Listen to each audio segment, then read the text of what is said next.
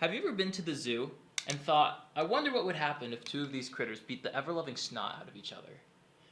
If you haven't, that's okay, because apparently my coworkers have. I'm Jonas Michael Guffey, and today I'm going to be answering the centuries-old question, what if a bear fought a gorilla? And more importantly, to a greater extent, why my coworkers are wrong about this. So I'm going to take a minute and give you a little bit of backstory. Recently I was at work. It was me and 8 of my coworkers in kind of a lull of productivity. Just chit-chatting, and one of my coworkers was like, hey, have you guys ever heard that question? Who would win, a bear or a gorilla? Prideful as I am, I was the first to answer with, oh, dude, that question's crazy. Honestly though, I'd probably pick we'll get to that in a second.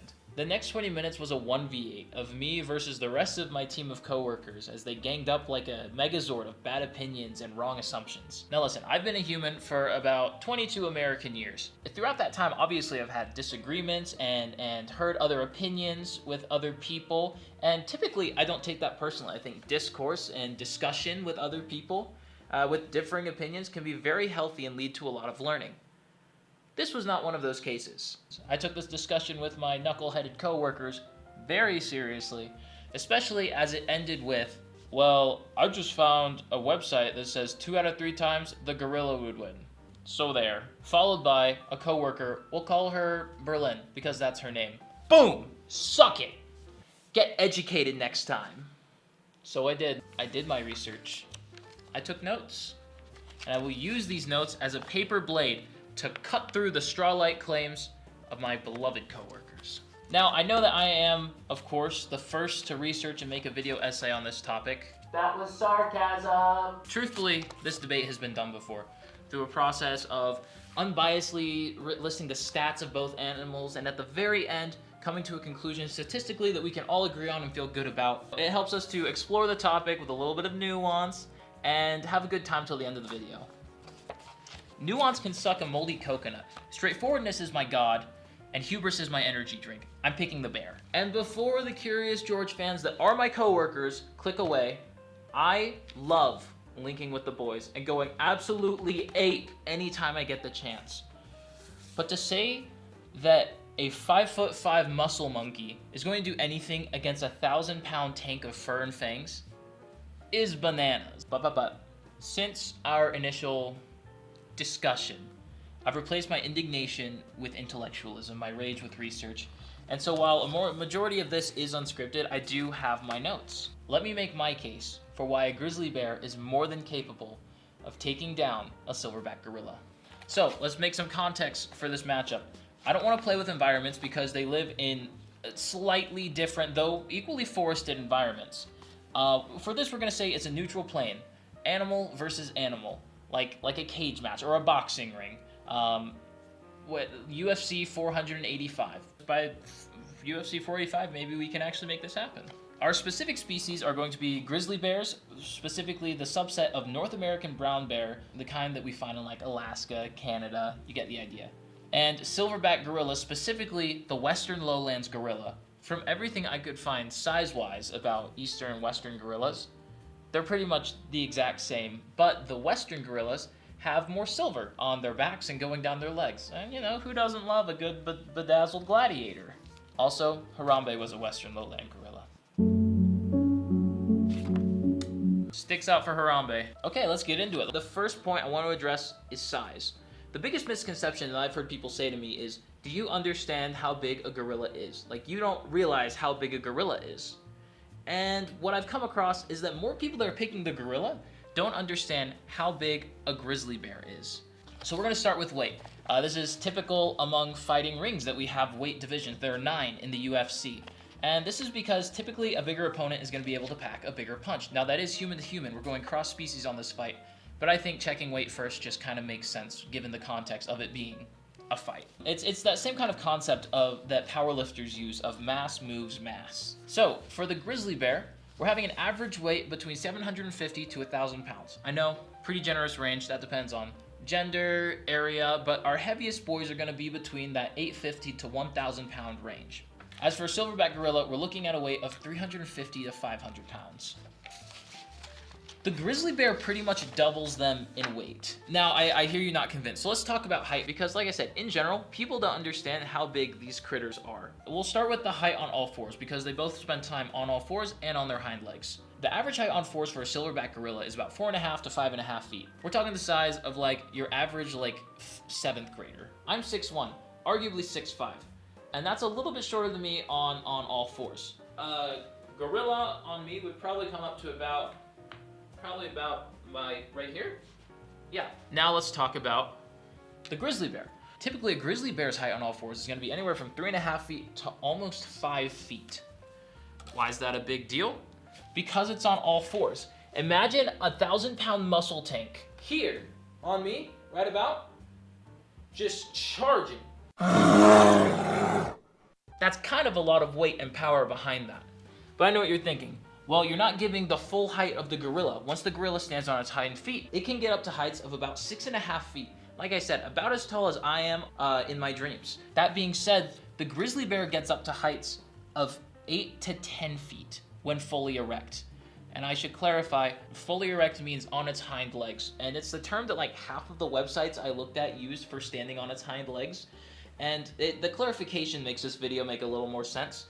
But it makes the fight way less interesting than it really could have been. Sword fight! And as my roommate's fiance pointed out, this doesn't really accurately represent the size. This is a little bit better to compare what the sizes are gonna be like. Here's some big, girthy boys. But the bear's a little bigger and girthier all around, especially when fully erect. Let's do a speed comparison. A gorilla is gonna give you 20 to 25 miles per hour. Zoom, zoom, zoom. Very fast. Grizzly bear, bro, you're getting 35. That's about top speed for both of them. And I know what you're thinking, those are both pretty slow when we're driving in cars. But if you think there's not that big of a difference, try driving behind someone who's going 20 miles an hour in a 35. Massive difference. It's significant enough to piss you off at least, but is it significant for this fight? I'm gonna say no, because I'm not expecting them to just be jousting at each other or to be having a foot race like some kind of freaking track meet. I think the more important stat is going to be mobility. And frankly, the gorilla's kind of got an edge on the bear on that. Boop, boop, boop, boop, boop, boop, boop. All around that it wants to be. Speaking of things that the gorilla has on the bear, one of the big points that my coworkers were sure to make is that a gorilla can bite harder than a bear. And that's true, actually. I don't know how they knew that or what kind of research. Maybe I was baited into this, actually. Maybe it was a little bit of a trap. They all knew, had their own gorilla facts. Either way, that's true. A gorilla does bite harder than a grizzly bear at about 1,300 PSI. The grizzly bear's averages from 975 to 1,200. It's comparable, but it's not winning, right? In the bite category. But here's the thing. Will the bite be effective on the bear? And I'm gonna say no. The bear has a very thick skeleton, thick fur, and it's got several inches of fat.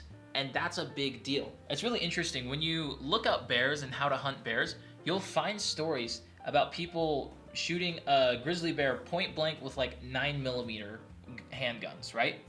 And how it does nothing to the bear. A 9mm produces a bullet at around 36,000 PSI.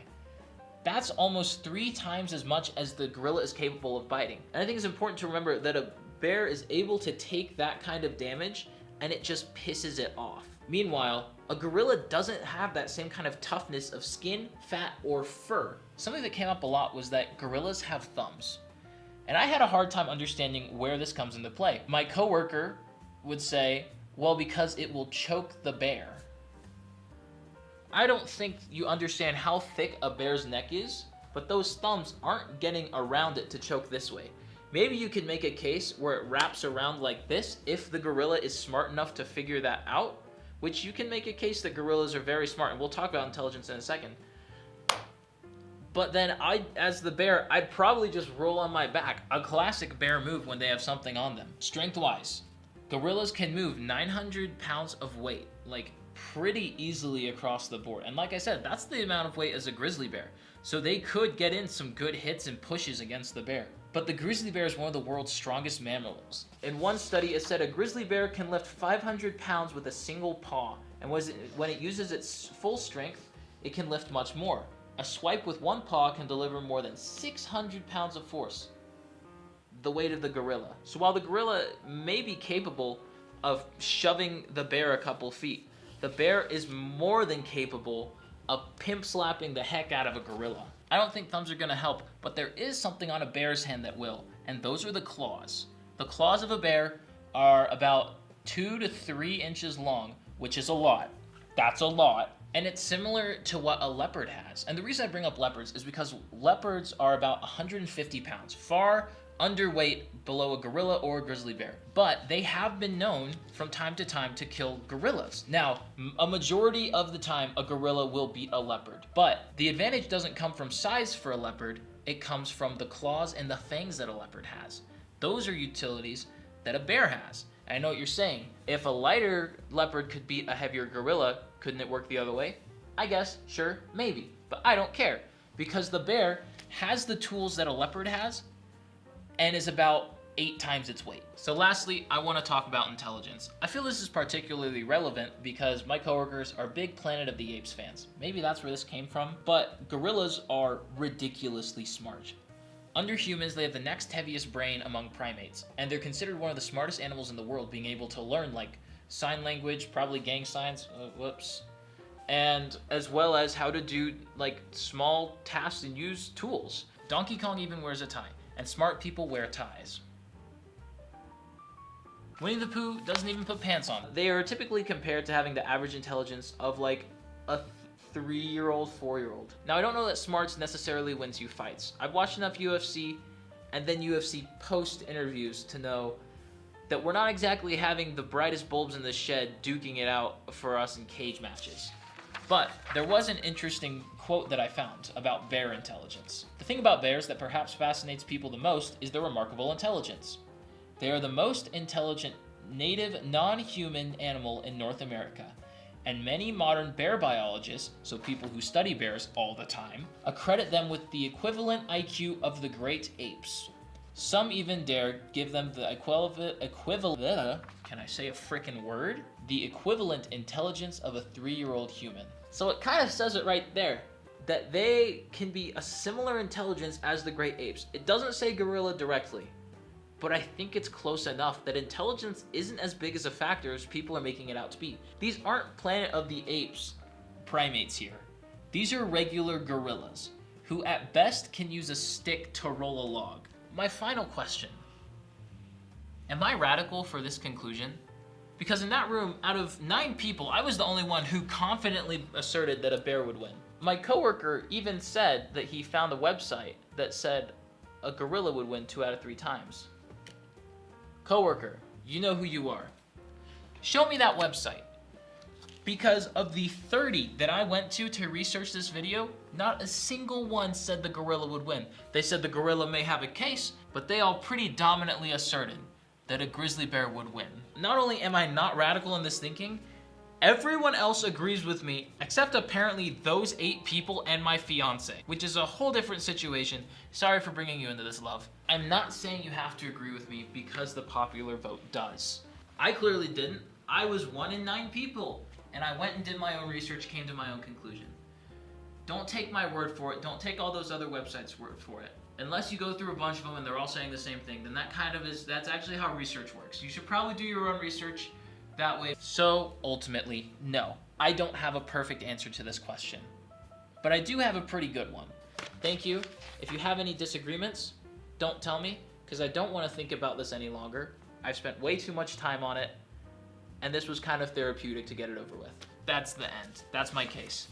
Thank you for watching. Thank you for listening, and have a great rest of your grizzly day. I guess it is good to know that if Planet of the Apes did happen and apes decided that they wanted to rise up against us, then we would just have to employ a bunch of bears into the army. Kind of like the one bear from World War II. What was it? Was that Finland? Was that the Finnish army? The Russians? At least we have an answer to that.